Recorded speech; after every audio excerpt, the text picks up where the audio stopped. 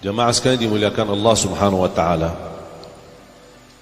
Saya selalu dalam kesempatan ini saya hanya mengingatkan satu amalan. Mudah, sederhana, tapi pahalanya sangat luar biasa.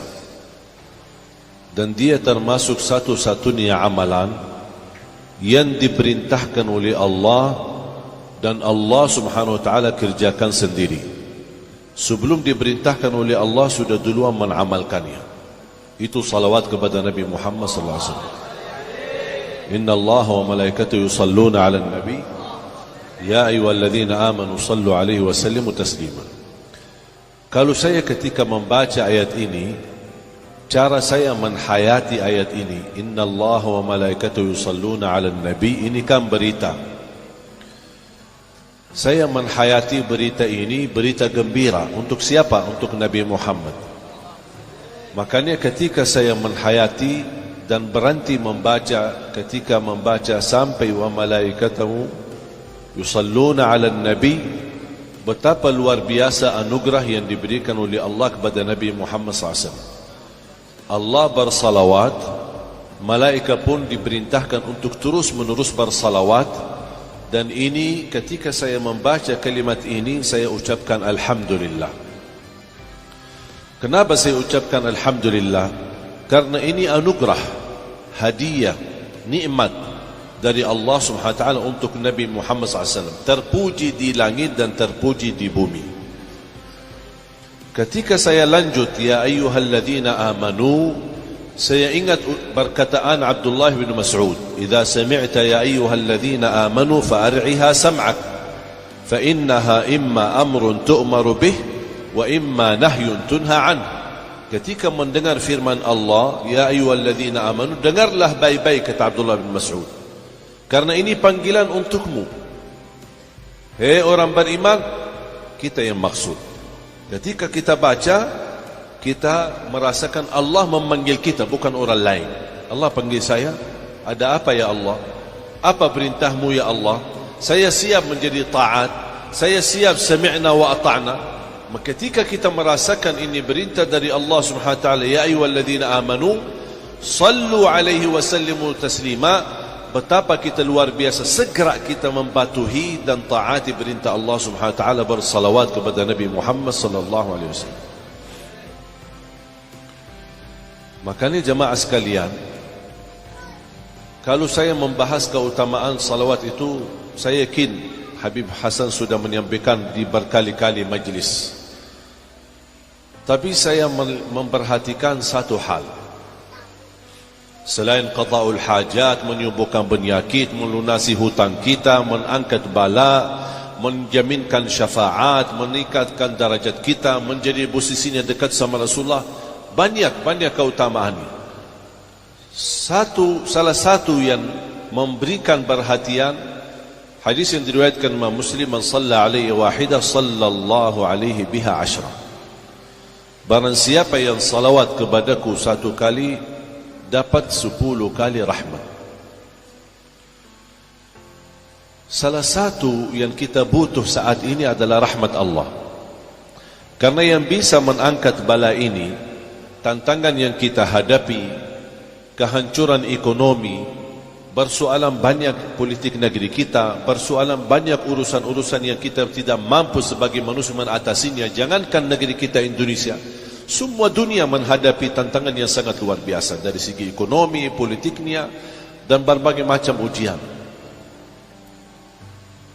Salah satu yang menjaminkan terangkat bala ini adalah rahmat Allah. Dan salawat kepada Nabi menjaminkan kedatangan rahmat Allah.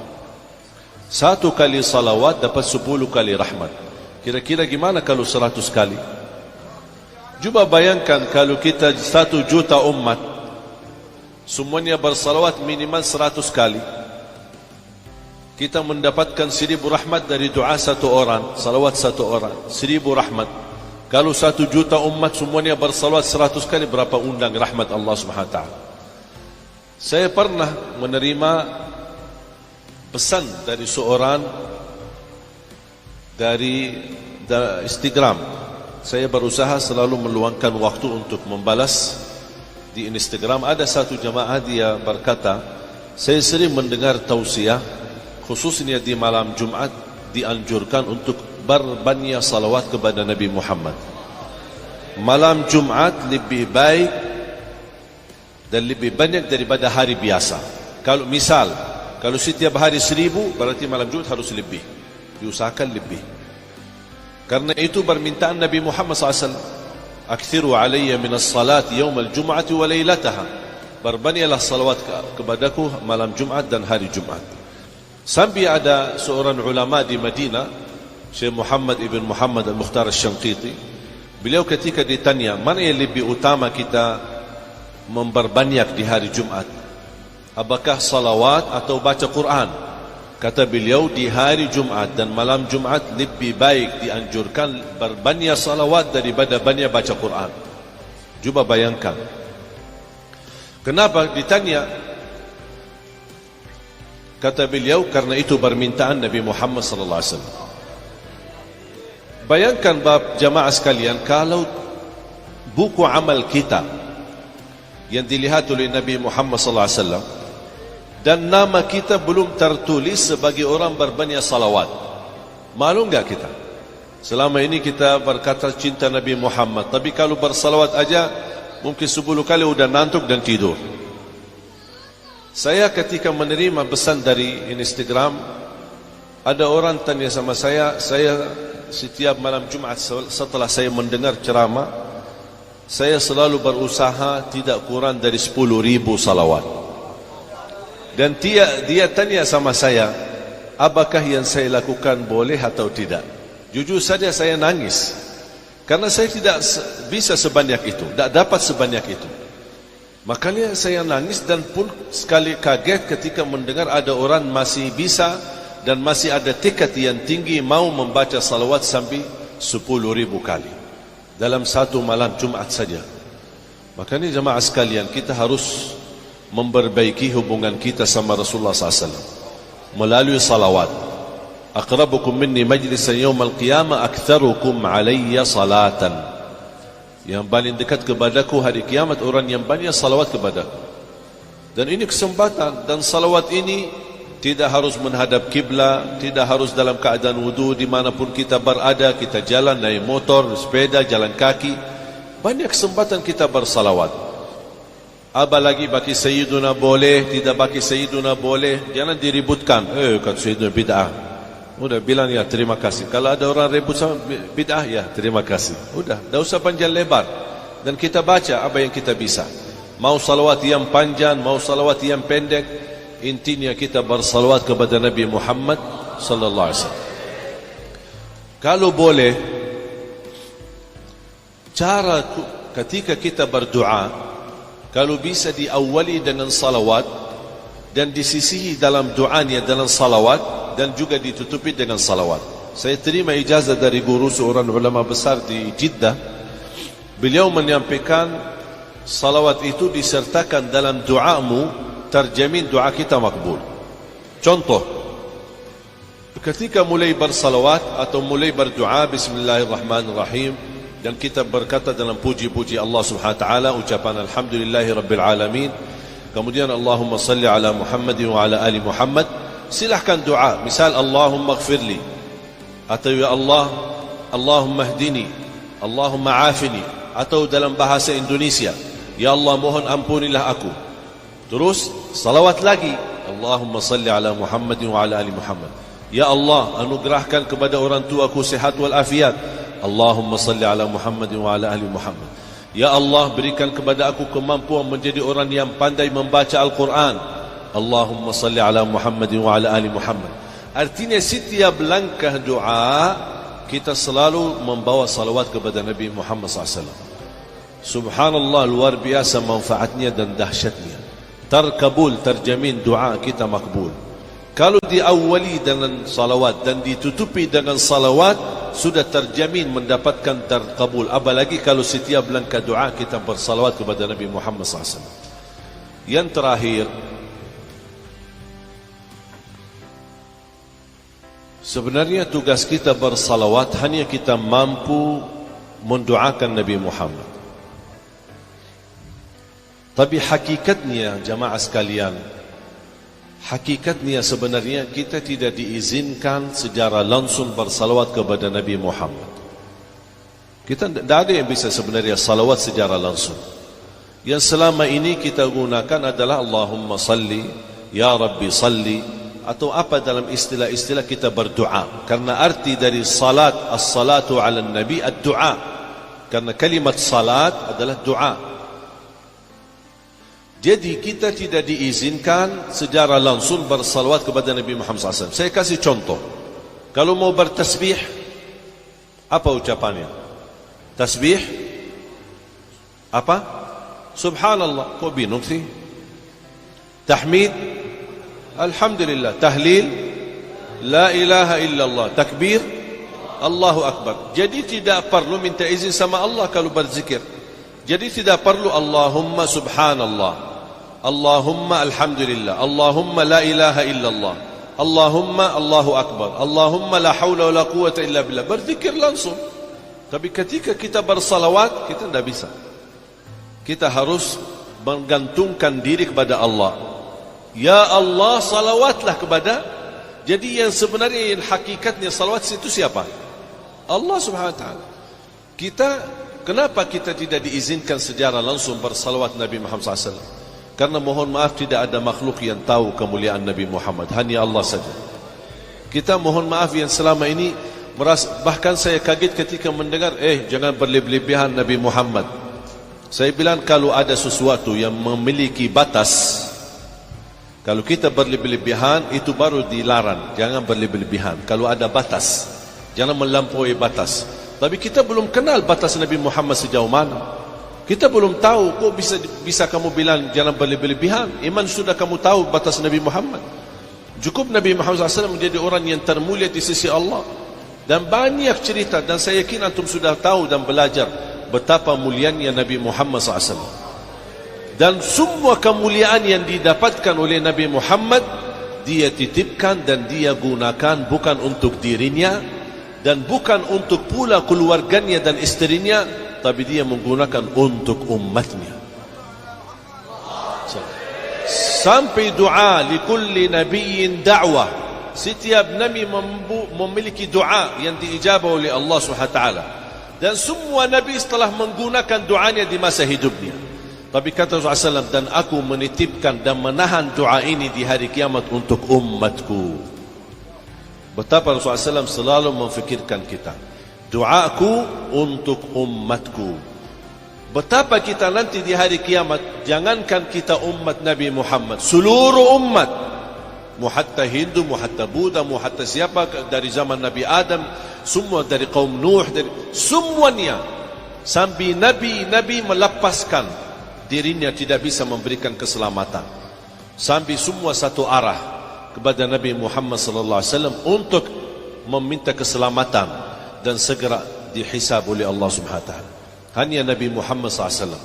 Oleh fantas disebutkan dalam burda, mali man aludhu bihi inda huduthi al-hadith al-amami siwaka. Tidak ada selain Nabi sallallahu alaihi wasallam.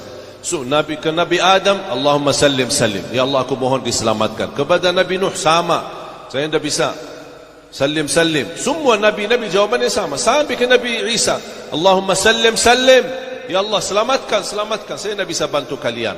Sampai Nabi Isa baru berkata, di sana ada orang namanya Muhammad, dialah yang membawa keselamatan.